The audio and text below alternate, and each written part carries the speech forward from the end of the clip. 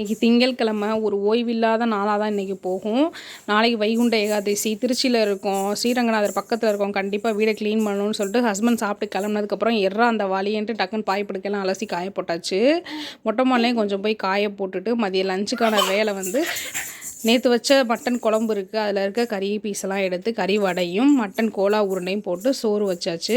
Husband சாப்பிட்டு கிளம்புனதுக்கப்புறம் ஒரு 2:30 மணிக்கு மேலே வீடை ஒற்றை அடித்து வீடை கடகடன்னு கூட்டிட்டு கையோட போட்டாச்சு. தம்பியும் பாப்பாவும் விளாண்டுட்டு இருக்க நேரமே இந்த வேலையை கடகடன்னு முடிச்சிட்டேன். ஏன்னா நாளைக்கு வைகுண்ட ஏகாதசி. இன்றைக்கே எல்லா வேலையும் பிடிச்சி வச்சிட்டோம் அப்படின்னா நாளைக்கு சாமி கும்பிட்றதுக்கு வசதியாக இருக்கும்.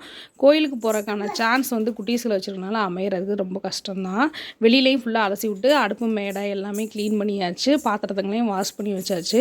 அடுத்து நம்ம ஹீட்டரில் தண்ணியை போட்டு குளிக்க வேண்டியது தான்.